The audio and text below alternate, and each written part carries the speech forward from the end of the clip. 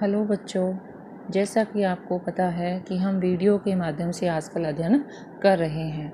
तो बच्चों, इससे पहले वाले वीडियो में हमने आरोह भाग 2 के प्रथम अध्याय हरिवंश राय बच्चन जी के बारे में अध्ययन किया था। हमने उनके साहित्य में योगदान के बारे में जाना।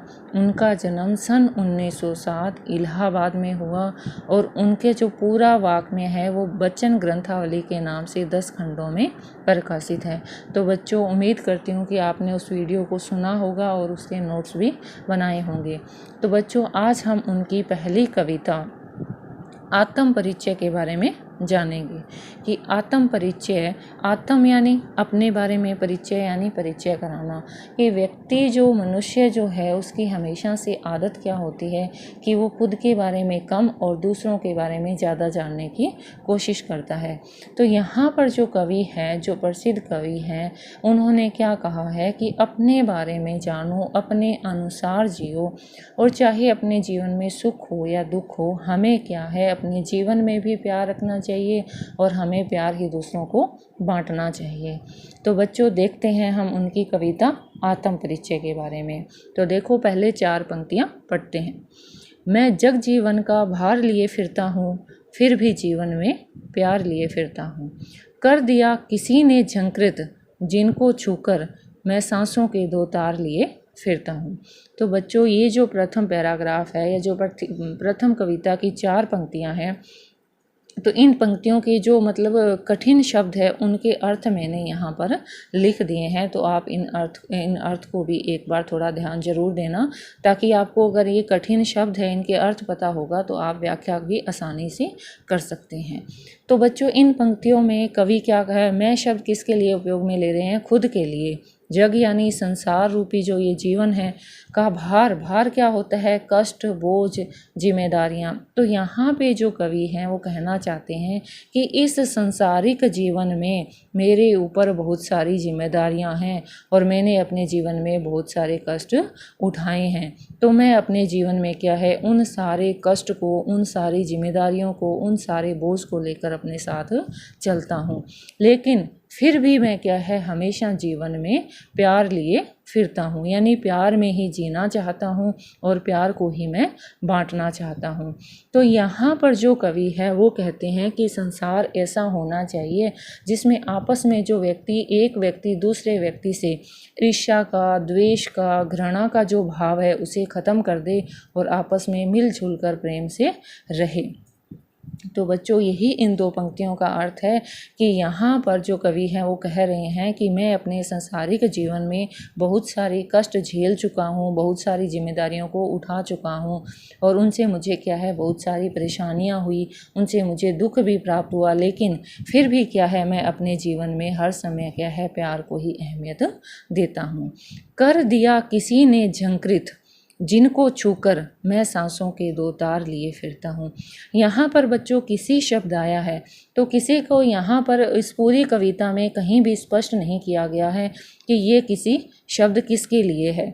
तो बच्चों, ये सुनने में ये आता है कि हरिवंश राय बच्चन जी है, उनका अपनी पत्नी से वियोग क्या है, जल्द ही हो गया था। तो ये किसी शब्द उन्होंने अपनी पत्नी के लिए भी किया है, हो सकता है वो अपनी बहन के लिए भी कह रहे हो सकता है उनकी प्रिया हो। तो ये बात कहीं पर भी स्पष्ट नहीं है, लेकिन यहाँ पर हम उनकी प्रिया को मानकर चलते हैं।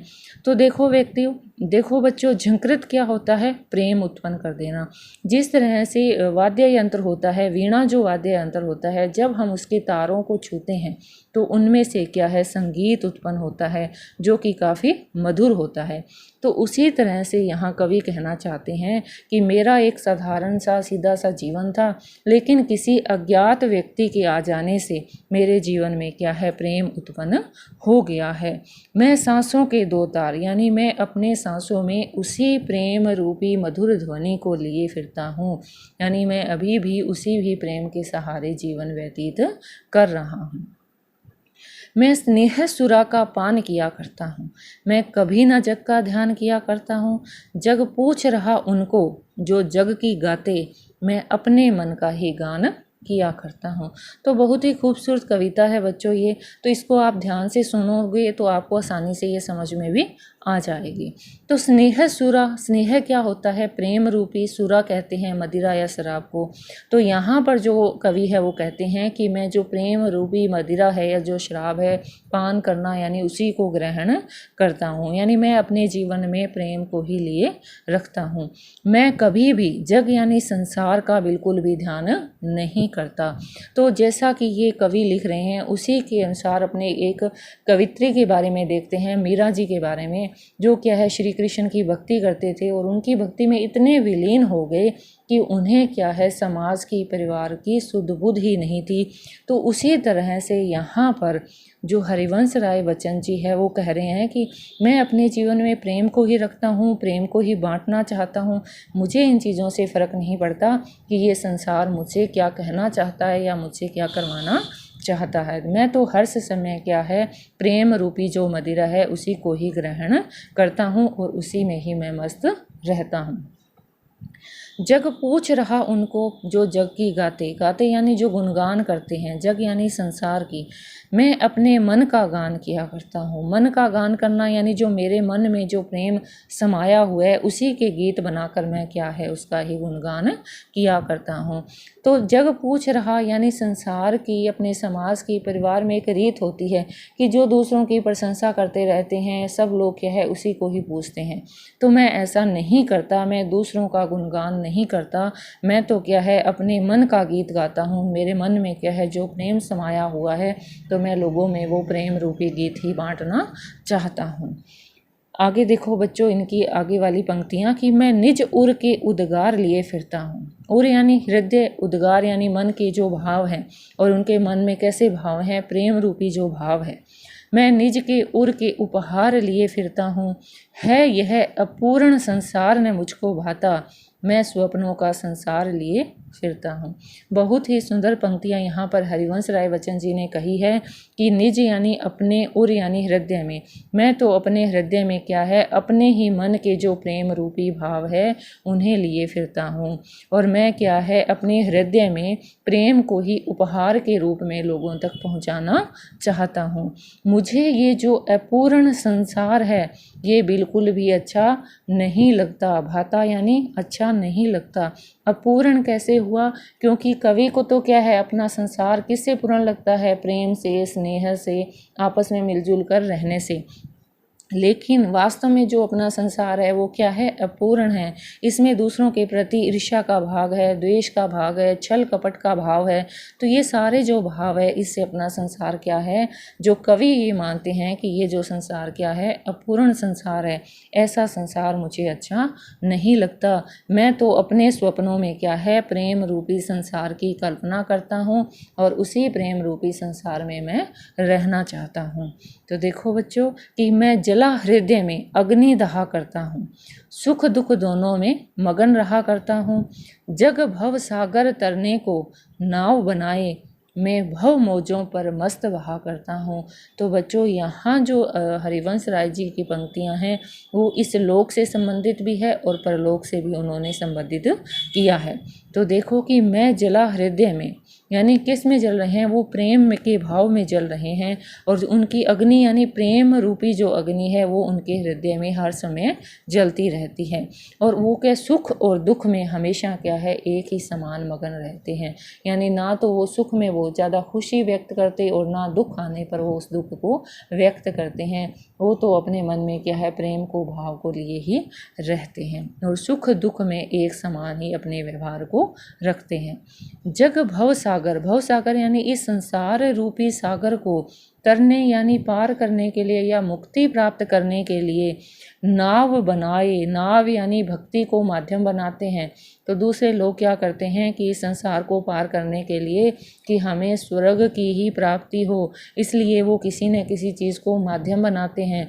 लोग भक्ति का माध्यम चुनते हैं कि हम इस माध्यम से क्या इस संसार को पार करेंगे तो हमें स्वर्ग की प्राप्ति होगी। लेकिन यहाँ पर कवि क्या कहते हैं कि मैं भव मौजों पर मस्त बहा करता हूँ। भव मौजों यानी मेरी जो मस्त अपनी जो भावनाएं हैं, जो प्रेम रूपी भावनाएं, मौजों यानी जो लहरें हैं, उनसे क्या है मैं मस्त ही रहता हूँ और मैं ये चाहता हूँ कि इस संसार रूपी सागर को मैं कैसे पार करूँ, अपनी प्रेम रूपी लहरों से मैं पार करना चाहता हूँ। यानी बिना प्रेम के हम क्या है इस संसार से मुक्ति प्राप्त नहीं कर सकते हैं। मैं यौवन का उन्माद लिए फिरता हूँ, उन्मादों में अवसाद लिए फिरता हूँ, जो मुझको बाहर हंसा रुलाती भीतर, मैं हाय किसी की याद लिए फिरता हूँ। तो बच्चों, यौवन यानी युवा अवस्था में, उन्माद यानी मस्ती या मस्तीपन, उन्माद यानी मस्तीपन जो है, अवसाद यानी उसमें जो दुख है, तकलीफ़ है, याद यानी जैसे हमने ऊपर भी बात की थी कि यहाँ पर स्पष्ट कहीं नहीं दे रखा, किसी का अर्थ यहाँ पर अपने अन्य प्रिय से ही लेते हैं। तो यहाँ पर जो हरिश्चंद्र जी हैं हरिवंश राय बच्चन जी है, वो कहते हैं कि मैं अपनी युवावस्था में भी मस्ती को ही लिए रखता हूँ। यानी जो मेरी युवावस्था में जो मस्ती थी उसे मैंने अभी तक ख़त्म नहीं किया है। उस मस्ती के अंदर ही मैं क्या है दुख को लिए फिरता हूँ। यानी मेरे अंदर चाहे जितना मर्जी दुख हो, लेकिन मैं बाहर किसी को अपने उस दुख को ना दिखाते हुए अपने मस्तीपन में ही, यानी बाहर अपने चेहरे पर हर समय खुशी को, मुस्कुराहट को ही दूसरों के सामने प्रस्तुत करता हूँ। जो मुझको बाहर हंसाती, यानी किसी अज्ञात व्यक्ति की जो याद है, यानी मेरी पत्नी की जो याद है, वो क्या है मुझे अंदर ही अंदर क्या है कचोटती रहती है। उनकी याद से मैं अंदर ही अंदर दुखी होता रहता हूँ, लेकिन मेरे चेहरे पर फिर भी क्या है मुस्कुराहट ही रहती है। मैं अपनी उस मुस्कुराहट को खोने नहीं देता, यानी मैं दूसरों के सामने अपने दुख को व्यक्त जल्दी से नहीं करता। कर यतन मिटे सब, सत्य किसी ने जाना। यानी लोग प्रयत्न तो करते हैं, लेकिन सत्य को कोई भी जानना नहीं चाहते। नादान वही है हाय जहाँ पर दाना, फिर मूड न क्या जग जो इस पर भी ना सीखे, मैं सीख रहा हूँ सीखा ज्ञान भुलाना। तो बच्चों, इन पंक्तियों में कवि कहना चाहते हैं कि ये जो संसार है, ये जो देखता है संसार, बाहरी दुनिया जो देखता है, इसे ही सत्य मान लेती है। इसकी गहराई में जाकर सत्य को जानने की कोशिश कोई भी नहीं करता। तो मैं ऐसे लोगों को क्या मानता हूँ, नादान मानता हूँ, मूर्ख मानता हूँ कि ऐसे जो नादान और मूर्ख लोग हैं वो कहाँ जाते हैं, जहाँ पर दाना, यानी जहाँ पर इन लोगों को लोभ, लालच, अपना भला, दूसरों का बुरा दिखाना दिखता हुआ प्रतीत होता है, ये लोग वहाँ पर जाते हैं। तो ऐसे लोगों को मैं क्या मानता हूँ, मूर्ख मानता हूँ। ये क्या है, मूर्ख न क्या जग, तो ये संसार क्या है, मूर्ख ही तो है जो क्या है इस पर भी सीखने की कोशिश नहीं करता कि ये दुनिया क्या है, ये दुनिया पूरी तरह से सत्य नहीं है। हम तो क्या है यहाँ पर एक कठपुतली, भगवान की बनाई हुई कठपुतलियाँ हैं जो इस रंगमंच पर अपने अपने कार्यों को संपन्न कर रही हैं। हकीकत में तो सत्य क्या है, वो परमात्मा ही सत्य है, जिसमें क्या है आत्मा को जाकर विलीन होतियाँ हैं। इसलिए इस जो आत्मा को या जो हमें शरीर प्राप्त हुआ है, इसे लोभ लालच को छोड़ देना चाहिए और क्या है आपस में प्रेम स्नेह से रहना चाहिए। तो लोगों को ये बात तो पता है, लेकिन वो फिर भी क्या है इस बात को जानना या समझना नहीं चाहते। तो कवि ऐसे लोगों को क्या कहता है, नादान और मूर्ख लोग कह रहा है। तो कवि कहते हैं कि मेरे को तो ये बात समझ आ गई, इसलिए मैं सीख रहा हूँ सीखा ज्ञान भुलाना। तो आजकल मैं क्या सीख रहा हूँ कि जो मैंने ज्ञान इस संसार से सीखा था कि दूसरों के साथ कैसे व्यवहार करना चाहिए, कैसे लोभ लालच ईर्ष्या द्वेष भाव रखने चाहिए, ये सारी जो बुरी बातें हैं ये धीरे धीरे मैं क्या है भूल रहा हूँ। क्योंकि मुझे तो क्या है आत्मा परमात्मा का जो मिलन है, ये बात जो है, ये जो इस संसार का सत्य है, जो मुझे क्या है समझ में आ चुका है। तो देखो बच्चों, मैं और जग और कहाँ का नाता। तो देखो बच्चों, ये जो मैं और यानी मैं और अन्य, यहाँ दूसरा जो और है उसका अर्थ है तथा। तो ये कवि कहते हैं कि मैं और दूसरे और संसार के जितने भी लोग हैं, इन सब से कहाँ का रिश्ता नाता है, यानी किसी भी तरह का कोई भी लोग क्या है रिश्ता नाता अपनापन नहीं रखना चाहते। मैं बना बना कितने जग रोज मिटाता। बना बना कर यानी मैं अपनी कल्पना में प्रेम रूपी संसार का निर्माण करता हूँ, और जब मैं देखता हूँ कि इस मेरे जो कल्पना रूपी संसार में कुछ न कुछ कमी रह जाती है, तो मैं ऐसे संसार को क्या है अपनी कल्पना से मिटा देता हूँ। मेरा और इस संसार का और इस संसार में रहने वाले लोगों से किसी भी प्रकार का कोई नाता नहीं है। मैं तो अपनी कल्पना में ही प्रेम रूपी संसार का निर्माण करता हूँ, और ऐसे संसार को मैं बनाता हूँ। फिर मुझे ऐसे लगता है कि इसमें कोई ना कोई कमी है, तो मैं उस संसार को मिटा देता हूँ। जग जिस पृथ्वी पर जोड़ा करता वैभव, वैभव यानी धन संपत्ति, जग यानी संसार, इस संसार में रहने वाले लोग पृथ्वी पर आकर क्या है धन संपत्ति को जोड़ने का कार्य करते हैं। मैं प्रतिपग यानी अपने हर कदम से उस पृथ्वी को ठुकराता, ठुकराता यानी त्याग कर रहा हूँ। कौन सी पृथ्वी का? कि जिस पृथ्वी पर लोग क्या है धन संपत्ति जोड़ने का कार्य करते हैं, ऐसे संसार को मैं क्या है अपने हर कदम से ठुकराता चला जाता हूँ। यानी हम व्यक्ति इस संसार में धन संपत्ति कमाने के लिए नहीं आता, वो तो क्या है अपने पुण्य कर्मों को उसे करना चाहिए। उन्हीं पुण्य कर्मों के आधार पर उसे क्या है प्रभु की प्राप्ति होगी। तो ऐसा सोचकर यहाँ कवि कहते हैं कि मैं जो ये वैभव रूपी धन संपत्ति जोड़ने वाला जो ये संसार है, इस संसार को मैं अपने पैरों से ठुकरा देता हूँ। मैं निज रोदन में राग लिए फिरता, निज यानी अपने, रोदन में यानी जो मेरा रोना है, राग यानी प्रेम लिया फिरता हूँ। यानी मेरा अपने जो रोना है, यानी मेरे अपने जितने भी दुख है, उन दुख को न मैं मानते हुए उसके अंदर भी क्या है मैं अपने अंदर भी प्रेम को समाये रखता हूँ। शीतल वाणी में आग लिया फिरता हूँ, यानी मेरी जो वाणी है वो शीतल है, और उसमें शीतलता में क्या है प्रेम रूपी आग लिए फिरता हूँ। यानी मेरी जो शीतल वाणी है, इसमें मैं क्या है प्रेम रूपी आग को हर समय क्या है जलाकर रखता हूँ, ताकि क्या है मैं दूसरों लोगों तक क्या है प्रेम को बांट सकूं। हो जिस पर भूपों के प्रासाद निछावर, यानी हम बहुत सारी ऐसी बातें सुनते हैं जिनमें क्या है प्रेम के कारण ही बहुत सारे भूप यानी जो राजा लोग हैं वो अपने महल तक न्यौछावर कर देते हैं, लेकिन मैं वह खंडर का भाग लिया फिरता हूँ। यानी जो मेरे प्रेम रूपी महल था वो अब क्या है खंडर हो चुका है, लेकिन उस प्रेम को क्या है मैं अब भी अपने अंदर जीवित रखता हूँ, और उसका जो भाग है उसे क्या है मैं ख़त्म नहीं होने देता। यानी यहाँ पर जो कवि है कहना चाहते हैं कि मेरे जीवन में बहुत सारे दुख आए, लेकिन उन दुख के कारण भी जो मेरी संगिनी थी, जो मेरी प्रिया है, उसका जो साथ है, उसका जो प्रेम है वो क्या है अब एक खंडर के समान हो चुका है, लेकिन फिर भी उस खंडर रूपी प्रेम को मैं हर समय अपने साथ लिए रखता हूँ। तो देखो बच्चों आगे कि मैं रोया इसको तुम कहते हो गाना, गाना यानी जो मैंने अपना दुखड़ा व्यक्त किया तो इसको लोगों ने क्या बना दिया गाना।